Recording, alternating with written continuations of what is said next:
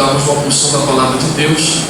E antes de eu fazer os meus agradecimentos, mesmo que não estava sob meu domínio, eu quero pedir perdão aos irmãos pelo atraso conveniente, atraso do voo.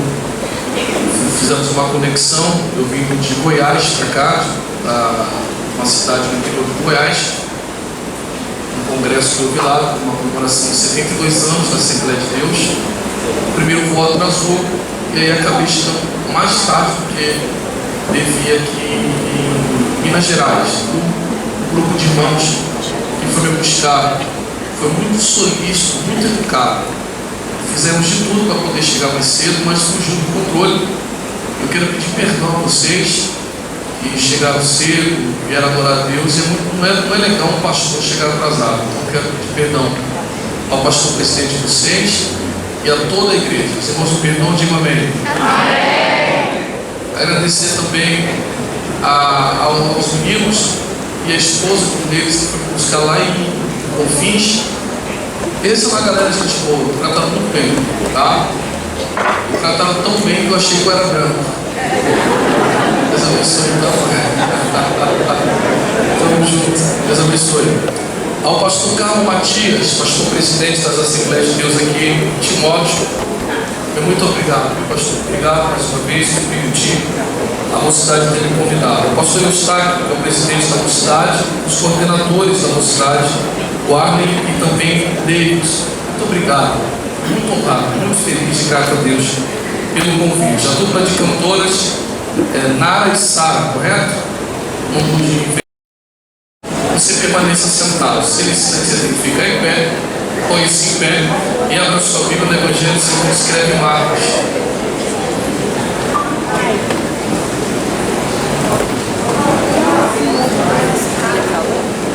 Evangelho segundo escreve Marcos, capítulo de número 8, versículo 27. Pensa, estou muito feliz, tá? Eu estou notando duas coisas aqui que aconteceram o ano passado para cá. Cresceu, o número de pessoas está maior e eu estou mais rico também. Os recalcados, eles não se aguentam. Eles riem. Vamos lá. Vocês acharam Marcos 8, 27? Digam amém.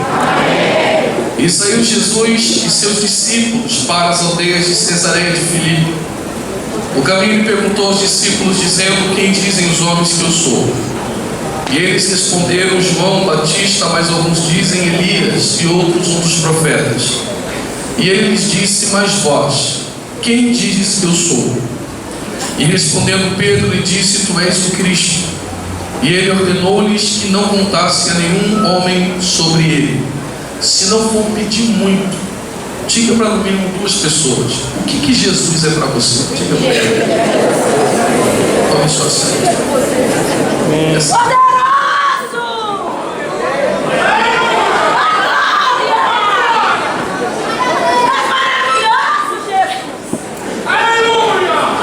Nós temos no Novo Testamento 4 evangelhos.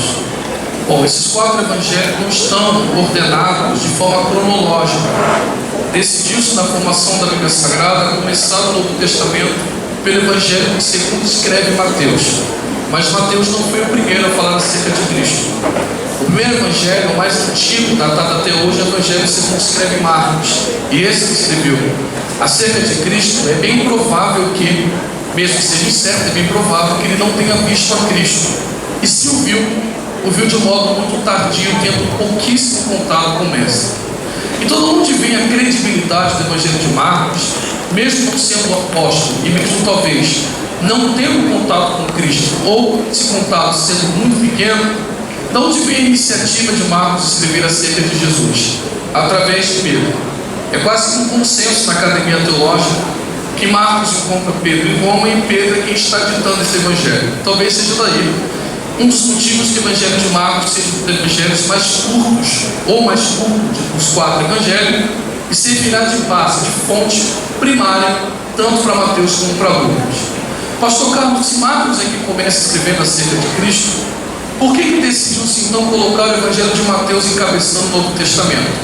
É porque cada um desses que escreve acerca de Cristo sofre algum tipo de provocação para começar a falar de Jesus. E quando eu digo provocação, eu digo que alguma coisa os impeliu, os levou, os motivou a escrever acerca de Jesus Cristo, nosso Senhor. No caso de Mateus, Mateus escreve por volta de 70 a 75 depois de Cristo. É uma data fundamental, porque no ano de 70 a 75 cumpre-se uma das profecias que está registrada em Lucas, capítulo de número 21, no que é chamado o sermão profético do princípio das dores. Nessa sessão profética, Cristo diz, dentre tantos sinais, que chegaria um momento que o templo seria derrubado e não ficaria pedra sobre pedra. No ano 70, Roma destrói o templo de Herodes. E quando você tem a destruição do templo, toda a fé judaica é desorganizada porque era centrada naquele templo. Como você tem a queda, surgem várias seitas, dentre essas os sacerdotes, os saduceus, os essênios, os fariseus e os cristãos, que disputam entre si para ver quem seria o guia espiritual de toda a nação de Israel e, por que não dizer, de todo o primeiro século. E aí os cristãos tomam essa iniciativa com uma comunidade matiana a fim de provarem aos judeus, todo o povo daquele período, que Cristo é o Messias prometido no Antigo Testamento.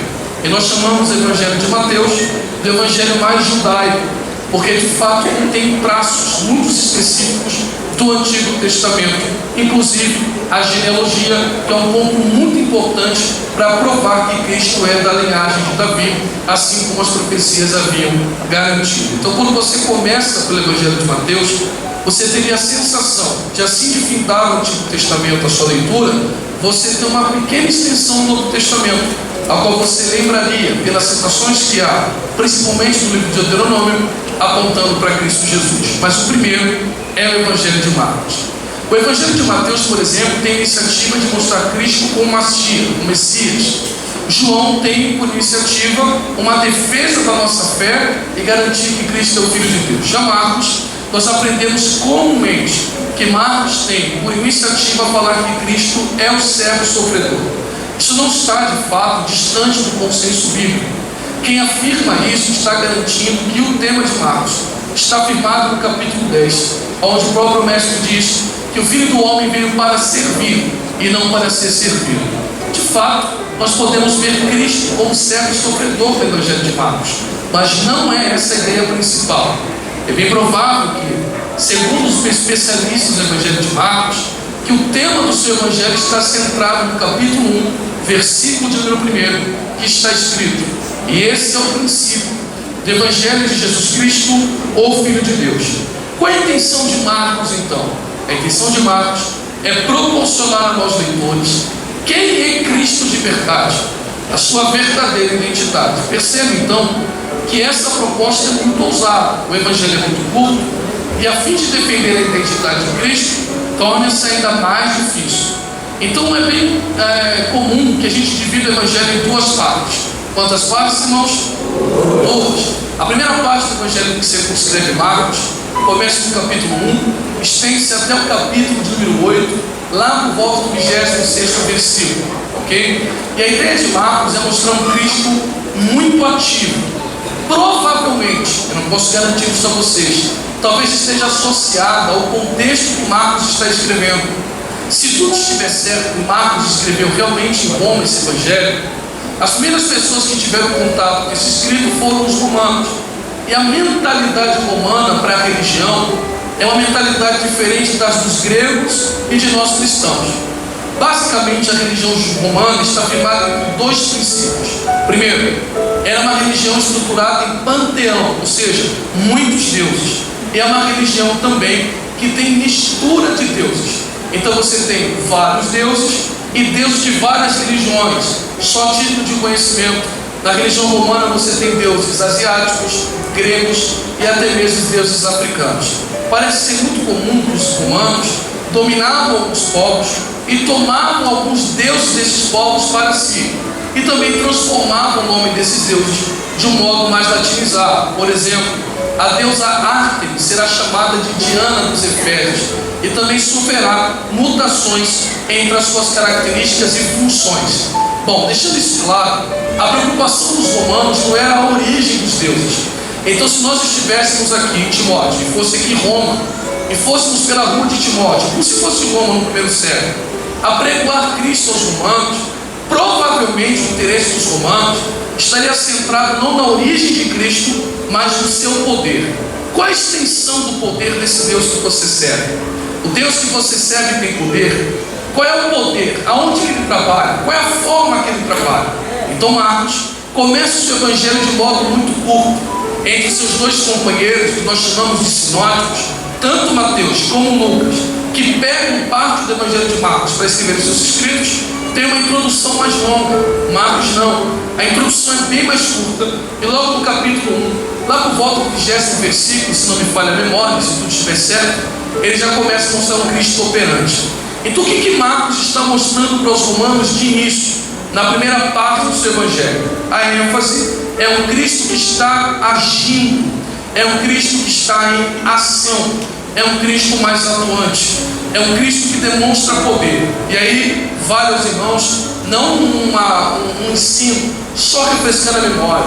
Eu entendo quando nós dizemos Cristo tem poder, mas na verdade Cristo não tem poder. Quem tem poder é a polícia, quem tem poder é Brasília. Cristo não tem poder, ele é a fonte de todo o poder, ele é o próprio poder personificado. Se na religião romana cada Deus atua de uma forma específica, há o Deus do vinho, Deus dos mares, Deus do vento, Deus da sabedoria, Deus da festa, Deus da fertilidade, Deus do parto e etc. No Evangelho, Marcos começa mostrando que em vez do poder do Evangelho estar dividido, tudo senta-se em Cristo. Exemplo, ele diz: querem saber se meu Deus tem poder? Em determinado momento, ele decide afastar o seu grupo de discípulos para um lugar deserto e não convida ninguém para ir com ele, a não ser os seus discípulos. Mas a multidão que o cercava decide acompanhá-lo até essa região deserta. Cristo começa a pregar, a multidão não vai embora, e quando a tarde vai caindo nos braços da noite, Cristo, preocupando-se com a fome daquele povo, pergunta aos discípulos: tem possibilidade de alimentarmos essa multidão, que sem eu convidá-los, vem até o deserto, só para ouvir o meu ensino? Alguém diz: não é possível, porque o dinheiro que nós temos aqui de oferta e que colhemos é para manter o nosso grupo. Nós não temos possibilidade, nem se tivesse mercado, para alimentar essa multidão. Que é um conselho: dispersa esse povo, a fim de que antes que anoiteça, eles possam se alimentar no caminho. Cristo diz por inferência: não, ninguém que vem ao meu lado para o deserto para me ouvir, volta para casa com as mãos vazias. Ele apresenta no cesto os 5 pães e 2 peixes, e tendo dado graças, multiplica, não só para alimentar a multidão, mas fazendo sobrar 12 cestos cheios. Mas meu Deus não é só um Deus de providência. Depois, em seguida desse acontecimento, ele diz para os discípulos: entrem no barco e remem até Betsaida, enquanto dispersa a multidão. E o povo entra no barco, seus discípulos, e remam aproximadamente 8 horas de remar. Segundo escreve Marcos, um vento assolava o barco, de modo que esse barco não avançava e nem retrocedia. Mas esses discípulos estavam determinados a não mudar a rota. Por mais que Cristo não esteja de modo corpóreo no barco, quem dá a direção da nossa embarcação ainda é Ele. Os discípulos continuam insistindo no remo, os braços cansam, e Cristo decide ajudá-los, não com bote salva-vidas e nem com boia, mas Ele vem andando por cima da tempestade, e com o poder da sua palavra Ele para o vento e Ele aquieta o mar. Mas meu Deus, não é só providência e poder sobre a natureza. Segundo Marcos escreve, chegando numa região por nome de Gadara, já havia um homem com espírito, que algo se denominava legião, que causava um transtorno naquele garoto de rasgar as roupas, viver em sepulcros, atirando-se em pedras. E diz o texto no grego que a sensação do versículo é que ele andava de um lado para o outro, sem possibilidade de descanso. E quando Cristo chega em Gadara, sem disparo em WhatsApp, sem cartaz no Instagram, sem trombeta anunciando a sua chegada, só de pisar em Gadara, aquele que estava possesso percebe que aquele que está pisando em Timóteo não é mais uma qualquer autoridade, Mas aquele que está pisando em Timóteo tem poder nos céus, na terra e embaixo da terra, para a glória do seu santo bendito. Perceba que Marcos vai mostrando um Cristo que opera, não de uma forma, mas de qualquer forma, porque para ele não há impossível. Agora, se a proposta de Marcos é revelar quem Cristo é, e a ênfase dele é mostrar um Cristo que opera, esse Cristo está deficiente em sua identidade. Porque esse Cristo só opera milagres, além de só ser mais um milagreiro, seria semelhante ao gênio da lâmpada mágica. Não seria Senhor, seria nosso servo. E a igreja seria o lugar em que nós iríamos nos reunir apenas com uma proposta de pedirmos a Ele uma dádiva semelhante à lâmpada, de esfregarmos a mão no altar, recebermos o que queremos e ir embora para nossa casa.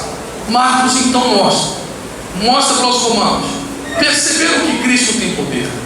Estão convencidos do poder da atuação de Jesus? Maravilha! Ele desliga o interruptor da ação e liga o interruptor do senhorio. Vai mostrar para os romanos que ele é acima de uma simples atuação de milagre. Capítulo 8 está dividido em 5 parágrafos. Primeiro parágrafo, multiplicação dos pães na segunda vez. Segundo parágrafo, fermento dos fariseus. Terceiro parágrafo, a cura de um cego. Quarto parágrafo, confissão de Pedro. Quinto parágrafo, o dever de levar a cruz. Eu só vou dar ênfase nos 4 primeiros parágrafos, para que nós venhamos a entender por que é que ele pergunta: o que dizem os homens que eu sou? Alguém ainda quer ouvir? Diga amém, por favor. Amém. Vamos lá. Primeiro parágrafo. Mais uma vez Cristo se afasta para uma região deserta, multiplica os pães. Diferente da primeira vez sobraram 12 cestos cheios, da segunda 7 cestos. Quantos cestos, irmãos?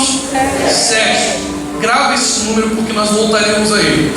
Após multiplicar os pães e fazer sobrar 7 cestos cheios, um grupo de fariseus encontra com Cristo. E quando esse grupo bate de frente com Cristo, eles começam a inquirir o nosso Senhor. E o que eles começam a perguntar a Cristo? Temos ouvido que tu tens passado no Vale do Aço, temos ouvido que tu tens passeado em Minas Gerais e dito a este povo que tu és o Messias, o Salvador, o unigênito. Agora nós não vamos cair nesse golpe não, porque se o Senhor diz ser o Filho de Deus porque multiplica pães, para mim não muda nada. Há profetas do Antigo Testamento que multiplicavam farinha e azeite, nem por isso foram Messias. Se tu dizes ser o Messias porque você acalma a tempestade que aquieta o mar e aquipara o vento, para mim também não funciona, porque eu conheço profeta do Antigo Testamento que, segundo a palavra dele, não caiu uma gota de chuva. Se tu dizes ser o Filho de Deus porque ressuscita mortos, eu conheço um profeta que, já estando morto, e o seu osso sendo exposto, porque a sua cova foi aberta, atirando-lhe nesta cova um soldado morto, tocando-lhe o osso, retornou à vida. Já existiram homens aqui, Jesus, que só nos ossos tinham o poder de ressuscitar mortos, e nem por isso foram Messias. Nós não vamos cair nesse golpe que tu és o Messias porque opera milagre. Se quer que venhamos admitir, se quer que venhamos a confessar, se quer que venhamos seguir-te, porque você é o Messias, dai-nos um sinal agora, e mediante o sinal que tu deres do céu, aí sim eu confesso quem tu és. Estão atentos? Estão percebendo? Vocês que estão aqui dentro e vocês no telão, como é que funciona a cabeça do fariseu? Só digo quem tu és mediante o sinal que você conceder. Sem sinal eu não te adoro. Aleluia. Sem sinal não ergo as mãos. Sem sinal não dou glória a Deus. Cristo olha para os fariseus e diz: você está pensando o quê? Que eu sou o seu servo e que faço sinal para te agradar, a fim de que você me siga? Você está enganado. Não darei um sinal nem a ti, nem a essa geração. Se quer andar do meu lado, ande pelo que eu sou, e não só pelo que as minhas mãos podem realizar. Alguém já está entendendo, está glorificando a Deus. Caminhamos. Depois desse acontecimento, Cristo entra em um barco, rema com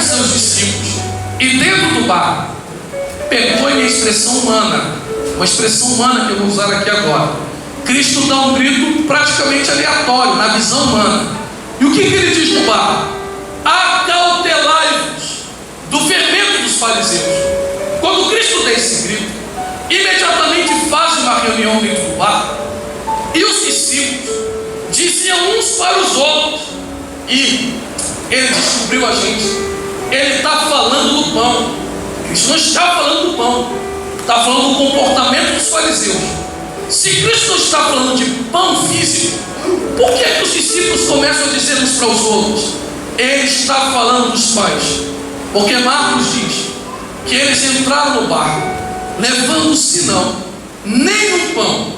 No Oriente Próximo Médio, ou seja, lá na região onde os judeus habitam, quando você tem uma vida nômade, uma vida de peregrinação, de andança, não em um lugar fixo, é impossível ou improvável que alguém viaje sem alimento. Eu pergunto e vocês me respondam: quantos cestos sobraram, irmãos? Quantos cestos? E como é que eles estão viajando sem levar pão? Como é que você viaja sem levar alimentos se sobraram 7 cestos cheios? É intencional. Eu vou provar para vocês que eles estão andando com Jesus há muitos capítulos e não tem certeza de quem Jesus é. Vou repetir: tem gente que está aqui essa noite, anda com Cristo, foi até criado na igreja, mas não tem ideia de quem ele é. Quando eles começam a dizer uns para os outros, ele está falando dos pães, Cristo olha para os discípulos e diz: que conversa é essa que vocês estão tendo? Não estou entendendo vocês. Da primeira vez, eu não quero nenhum número das pessoas que eu alimentei. Quantos cestos sobraram? Eles dizem 12. E essa agora? 7. Aí Cristo diz: tem olhos e não veem, tem ouvidos e não ouvem. Deixa eu dizer o que Cristo está dizendo. Não é possível. Meia hora ouvindo o fariseu e vocês já estão duvidando da minha existência. Mal entrou na faculdade e já está ouvindo um professor que mal conhece a sandália de Jesus, e isso está te esfriando. Você cansou de ver operando. Há anos eu opero na sua família, nos irmãos que aqui congregam. Está cansado de ouvir testemunho e meia hora no Instagram vendo pessoas praticando chocarrice e toda imundícia em cima do culto, e isso já divide a sua fé. Está na hora de eu arrancar de vocês o fermento que o fariseu colocou na cabeça de vocês. Pastor Carlos, o que seria fermento? Na antiguidade, as mulheres tinham alguns métodos para a fermentação da massa. O mais usado, ou um dos mais usados, era quando você pegava uma massa nova e deixava essa massa apodrecendo. Depois que a massa ficava podre e velha, era suficiente que você pegasse um pedaço da massa podre e velha e colocasse na massa nova, e um pedaço da massa podre e velha era o suficiente para fermentar toda a massa nova. Cristo está dizendo para os discípulos: eu não trabalho com coisa podre e velha. Então, para vocês voltarem à adoração, eu vou tirar a podridão que os fariseus colocaram na cabeça de vocês. Cristo pega na mão dos discípulos e vai para Cesareia de Filipe. Percebe, irmãos, que nada é aleatório. Por que é que Cristo não fez a pergunta: o que dizem os moradores de Timóteo a meu respeito na multiplicação dos pães? Por que é que Cristo não fez a pergunta: o que dizem os moradores de Timóteo a meu respeito dentro do barco? Por que é que ele pergunta em Cesareia de Filipe? Cesareia de Filipe é uma região, desde o tempo dos povos semitas. Para ser mais claro, lá na antiguidade, já conhecida pelo paganismo, passa pelos gregos, cai na mão dos romanos, e lá deuses pagãos e também os templos de adoração a esses deuses são erguidos lá. É um lugar conhecido pelo paganismo. E no Novo Testamento havia um templo de mármore branco, onde os deuses romanos eram expostos. Eu não posso afirmar, mas parece provável que Cristo, olhando para aquele templo pagão, Deus de tudo quanto é tipo, Deus de diz: interessante, hein? Esse povo tem Deus da cura, Deus da porta, Deus da riqueza. O que eles pensam de mim, hein? O que Timóteo fala a meu respeito? O que os mineiros pensam de mim? Na enquete, todo mundo participa. Um levanta a mão e diz: olha, lá no centro da cidade, tu és aquele que abre porta. Está errado, hein? Porque eu tenho um grupo no WhatsApp e o papo está rolando lá. É que tu és aquele que acaba a tempestade. Não, acabei de vir de Ipatinga, e lá em Ipatinga, tu és aquele que prospera. Não, está errado. Porque na outra cidade ali, você é Elias. Mas para cá, você é João Batista. Outros dizem que você é um dos profetas. Ele diz: olha, se eu sou tudo, não sou nada. Porque para eles me encaram do tamanho da necessidade deles. E eu não sou do tamanho da necessidade deles. Mas eles não tomam do meu sangue. Eles não têm meu espírito. Eles não têm o nome escrito no livro da vida. O que eles acham, pouco importa. Mas e vocês, hein? E vocês que estão desde a sexta-feira me adorando? E vocês que tomam do meu corpo e bebem do meu sangue? O que eu sou para vocês? Aí o silêncio se desceu. Ninguém participa da enquete. Parece até que vejo um cutucando o outro e dizendo: vai, Natanel, diz aí quem ele era. Eu disse: eu não citou meu nome. A pergunta foi para todo mundo. Pergunta para Judas. Judas diz: olha, a minha função aqui é tesouraria. E não perguntou para mim, meu negócio é colher oferta. Como ninguém responde, uma mão de 12, uma levanta. Talvez a menos aguardada, talvez a menos provável, é a de Pedro. Quando Pedro levanta a mão, Cristo diz: você sabe, Pedro? Pedro diz: claro que eu sei. Se eles não sabem, bota na minha conta que eu tenho certeza quem tu és. Então tá bom, Pedro. Se você sabe quem eu sou, diga aí para Timóteo, diga aí para Minas Gerais, quem é que eu sou? Ele responde: você abre porta, mas é maior do que chave. Você prospera, mas não é a casa da moeda. Você cura, mas está muito além da medicina. Quem eu sou, Pedro? Tu és o Cristo, o Filho do Deus vivo. Evangelho segundo escreve Mateus, capítulo de número 16. Esse momento também é retratado. Só para tirar dúvida, alguém pode dizer: se os dois narram o mesmo acontecimento, por que Mateus acrescenta algo que Marcos não tem? É óbvio. Se terminar o culto e alguém entrevistar os irmãos, foi a mesma igreja, mesmas cantoras, mesmo pregador, e cada um vai relatar o evento de um ângulo diferente. É só isso. Mateus olhou, leu o que Marcos relatou e disse: tem coisa mais aí. Pedro esqueceu de dizer a Marcos que quando Pedro acerta a resposta, Cristo olha para Pedro e diz: ó, parabéns, mas não vai se inchando não, hein? Você não disse isso porque você é bom. Você não disse isso porque você é teólogo. Você não disse isso porque você é bom de hebraico, não. Você só acertou que eu sou. Não porque a carne e o sangue te revelou, mas porque o Pai que está no céu revelou para você quem eu sou de verdade. Neste momento, Jesus divide os discípulos em dois grupos: o que anda com ele, mas vive na carne, e o que anda com ele e é íntimo do Pai. Parece que isso se repete esta noite.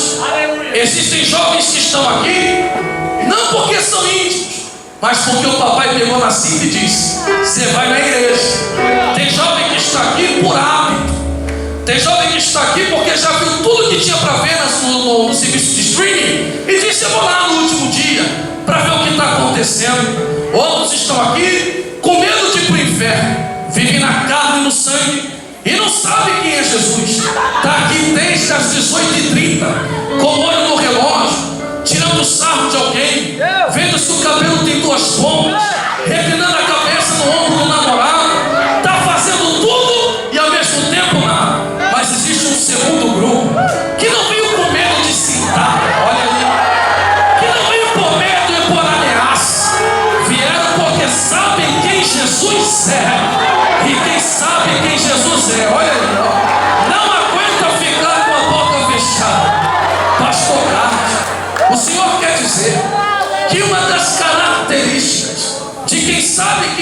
quiser, é abrir a boca em adoração, é óbvio. Eu vou contar um acontecimento que eu sempre falo dele. Eu sou de faculdade calvinista. Eu sou de faculdade da Batista do Sul. É uma faculdade que não crê nem nos dons espirituais. Mas eu sou do manto. Eu sou assembleano. Eu só não sei girar. Eu só não sei girar no poder, pastor. Parece que o anjo não gosta de mim. Mas o dia que ele me tomar, pastor, eu giro. Não tem problema não. Não tem calor não. Eu sei de onde Deus me tirou. Se for para dançar, eu danço na presença dele. Não tem parada errada comigo. Eu não tenho medo de cara feio nem de bigode. Ok? Mas eu não sou desse negócio. Mas eu creio nos dons espirituais. E eu tenho alguns amigos, e a maioria deles são calvinistas e sensacionistas. E eu tenho um amigo muito querido, que é um grande apologeta, um grande defensor da fé. E ele é calvinista, ele aprende, vou falar, pastor, mas bota na minha conta. Não é Timóteo que está falando, pastor Carlos. Ele é presbiteriano. Eu vou falar desse, que eles também tiram o sarro da gente. Eu não sei não, mas existe uma resenha entre a gente. E ele disse assim: eu até gosto de te ouvir pregar, Carlos. Eu gosto da forma que você prega, mas não dá para ir na sua igreja não. Eu disse: por quê? Não te proibiram de entrar? Eu disse: não, o povo é escandaloso lá. O povo faz barulho não, tá? Quem faz barulho é o Mineirão. Quem faz barulho é a Marquês de Sapucaí no carnaval. A igreja não faz barulho, a igreja jubila, adora, regozija. Aí ele disse assim para mim: e precisa gritar desse jeito? Eu dei uma resposta mal educada e uma educada. A mais educada foi essa. Eu disse para ele: quem é que te constituiu como termômetro de glória a Deus? Nunca vi Deus mandar a Assembleia de Deus parar de glorificar, porque está atrapalhando ele trabalhar lá no céu. Segundo, se você quer cultuar em silêncio, vá para a biblioteca. Igreja é lugar de jubilar em nome do Senhor Jesus Cristo. Terceiro, vocês já herdaram de Calvino uma faculdade em Genebra. Vocês são nossos irmãos. Nós vamos para o céu. Mas na hora da palavra, vocês são muito gourmet. É faquinha para pão, faquinha para peixe, colher de sopa, colher de sobremesa. Assembleia de Deus, eu falei para ele, é caverna de adulão. Povo pentecostal, meu querido presidente, só vê o que não presta. Aqui entra devedor, aqui entra traficante, aqui entra sanguinário, aqui entra presidiário, aqui entra tudo que a sociedade não gosta. E quando eles entram na Assembleia de Deus, eles não vêm atrás de carro, de dinheiro, vêm atrás de uma paz que o mundo não pode oferecer. Olha aí, alguém já está entendendo. E o pastor, pegando o microfone, diz: quem quer receber o que o mundo não pode dar? Quando essa pessoa levantou a mão, eu disse para ele: há um provérbio judaico que se cumpre sobre ela. E qual é o provérbio? Só é digno do doce quem um dia provou da amargo. Só é digno do doce quem um dia provou da amargo. Quem só conhece açúcar não valoriza a doçura, mas para quem toma bolo, uma colher de açúcar refrigera a alma. Eu disse para ele: para essas pessoas que eram instrumento do diabo, escravizados no pecado, quando a salvação entra, não precisa de sinal, não precisa daquele absurdo que alguém diz. Não adianta mandar dar glória a Deus, só dou glória a Deus quando sinto. Ô meu irmão, tomara que você nem volte o culto, porque se você não se arrepia, eu não sei se Jesus está aqui. Você é o nosso termômetro. Teu Jesus é tão pequeno que precisa você sentir alguma coisa para você glorificar. Você está com a cabeça apodrecida e com o espírito farisaico. Mas para quem conhece salvação, não precisa de CPF revelado, não precisa de conta cheia do banco, não precisa que nada caia do céu. O maior sinal já foi dado. E qual é o maior sinal? João 3, versículo 16: pois Deus amou o mundo de uma tal maneira que deu seu único filho, para que todo aquele que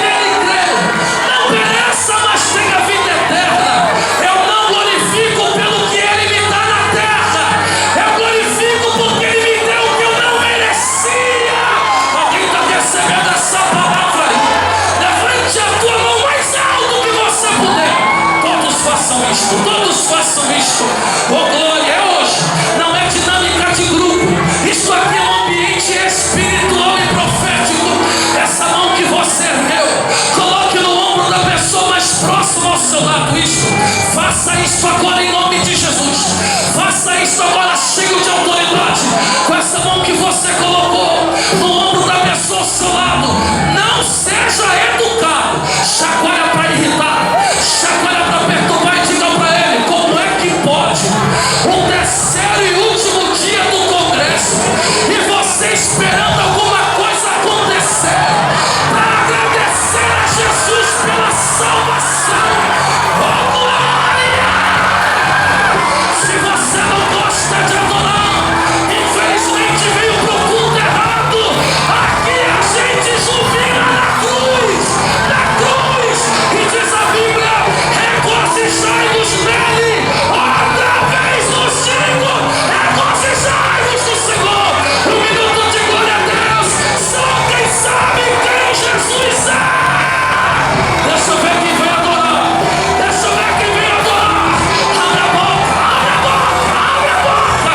Aqui do meu lado direito, alguém sabe quem Jesus é. Aqui do meu lado esquerdo, eu vou deixar você adorar.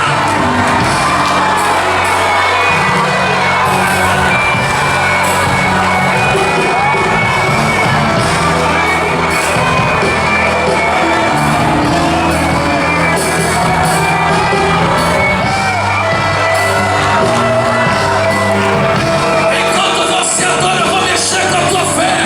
Tem gente que quase desmaia porque ganhou um iPhone. Tem gente que quase conta testemunha porque comprou uma roupa de marca.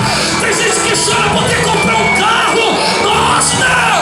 É a cruz, é a cruz, é a cruz. É a cruz é a vitória. A cruz, eita. São os que são felizes na cruz. Dá um pulo nessa cadeira. E uma rajada.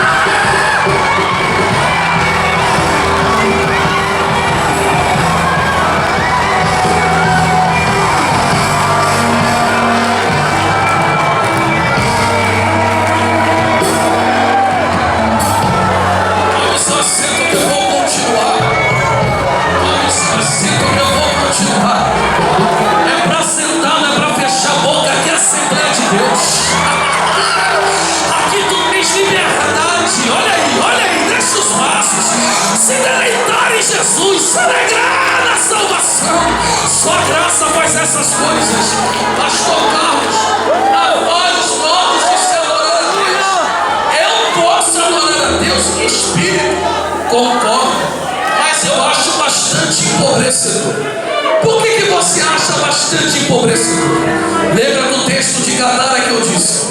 Quando esse moço, possesso por um espírito imundo e terrivelmente demoniado, ao ponto de romper as cadeias, quebrava os guilhões, rasgava a roupa, atirava-se em pedra, vivia em sepulcro, e ninguém dava jeito. Ninguém dava jeito. Quando Jesus chega, eu não estou falando de um adorador, eu não estou falando de alguém que já serve a Deus, eu estou falando de demônio. Quando Jesus chega em Gadara e pisa, o texto no grego diz que ele prostrando-se, só que a palavra adorou ali vem do termo proskinel. A palavra proskinel aparece mais no Novo Testamento, e se não me falha a memória, algumas vezes em Atos dos Apóstolos. Nas epístolas paulinas ela perde uso e é trocada pela expressão goni. Mas tudo bem. A palavra proskinel ela vem de uma origem pagã, que é uma expressão que contém dentro dela a expressão beijo. Então é uma expressão que significa que alguém curva-se ao chão ao ponto de beijar o solo. Quando Jesus chega, ninguém se curvou, mas o próprio demônio, que sabe que vai ser atormentado, se curva, e não só se curva, ele confessa e diz: eu sei que tu é o Filho de Deus, eu sei que você é, já veio me atormentar. Se demônio admite quem ele é,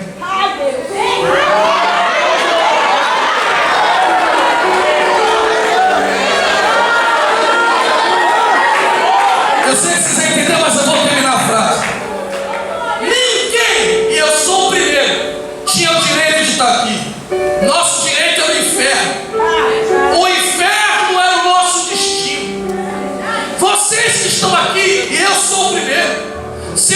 fosse Jesus, numa cidade linda dessa, com uma temperatura dessa, era de 2 ou 3 caixas de cerveja, alguns com o nariz entupido de cocaína, traindo o esposo ou a esposa, vivendo uma vida miserável, que nem a família queria.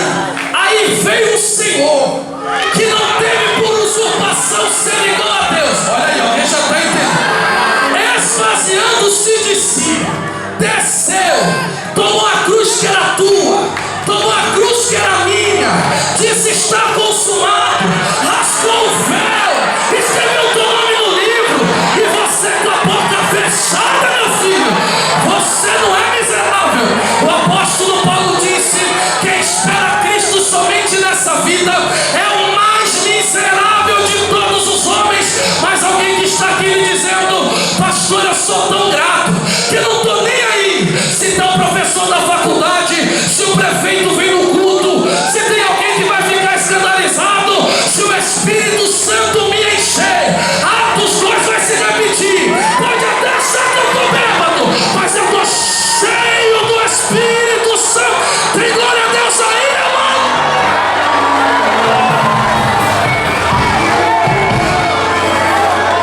Existe uma forma, eu já caminhei um pouquinho. Existe uma forma de você admitir quem ele é. Qual é a forma? Isaías 6. Eu gostaria de pontuar, mas eu acho que você já cansou de ouvir. Você não quer mais ouvir a mensagem, não. Só quem quer ouvir ainda, diga glória a Deus. Que igreja maravilhosa. Que igreja. Se eu não voltar aqui, não, eu quero que o cabelo das meninas caia tudo.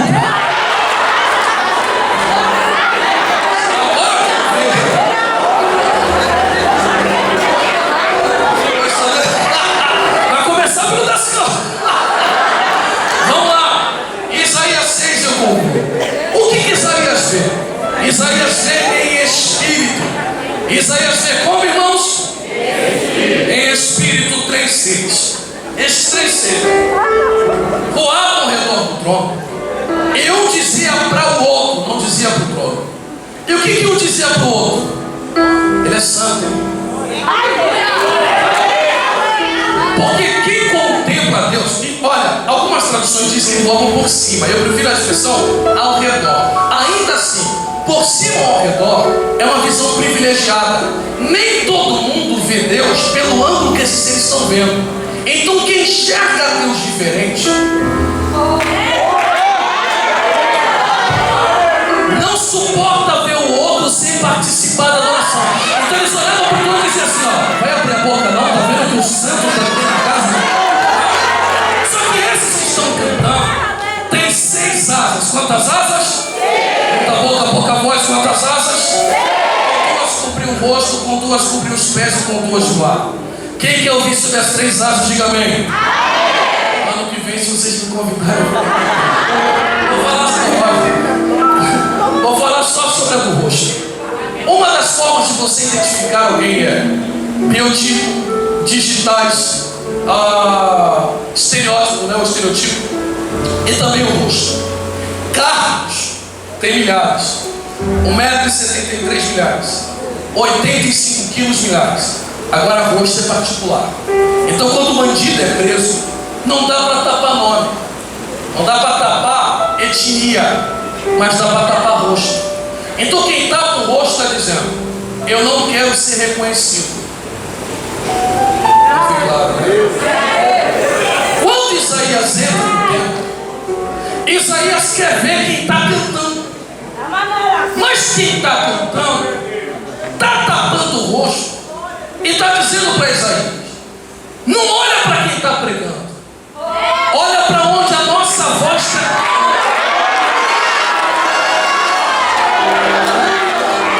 Por isso que nem todo o congresso balança, porque diz a Bíblia que no grito do santo, os umbrais do templo eram sacudidos. A igreja só sacode.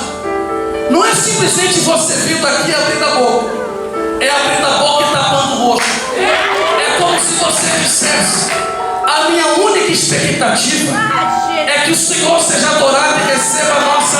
Olha aí, ó. Levante as duas mãos assim que eu vou concluir. As duas, tua mão e a economia. As tuas, bem alto, bem alto, bem alto, bem alto. A partir dessa noite, e não passará dessa noite, não será só no congresso da Umadate, não será só no congresso das irmãs.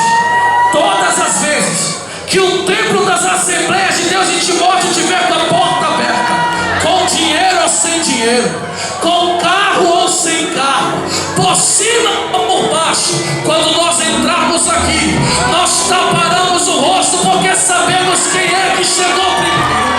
E Timóteo será sacudida no poder de Deus.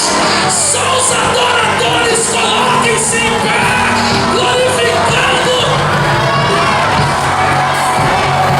Isso aí, essa é a ceia. Diga para três jovens, você sabe quem ele é. Ó Jesus, só é o teu milagre. Ó Jesus, só é dinheiro. Ó Jesus, só é casa própria. Você sabe quem ele é. Ó Jesus, só é arrepio.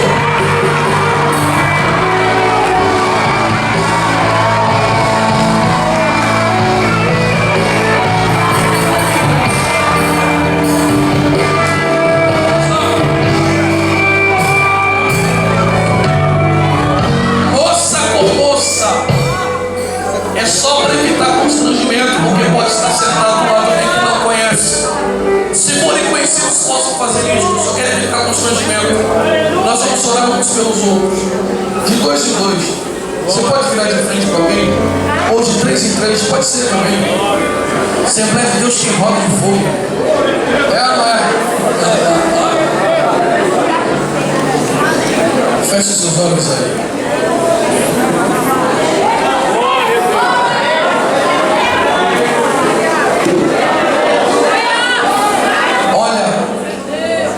Que Jesus cumpra as promessas dele, que você tenha uma vida abençoada aqui na terra. Que ele te coloque na faculdade dos seus sonhos, que ele te conceda um lindo casamento, que tudo que você colocar as mãos, como diz o Salmo primeiro, você prospere. Mas que a sua adoração não seja circunstanciada no que ele vai te dar. Olha aí. Mas que você adore ele reconhecendo que ele é Senhor. Alguém já está adorando, já está entendendo isso onde isso vai dar. Olha para mim aqui que nós vamos orar. Havia uma mulher que pegou nardo e quebrou o perfume nos pés de Jesus. Ela não derramou uma gota.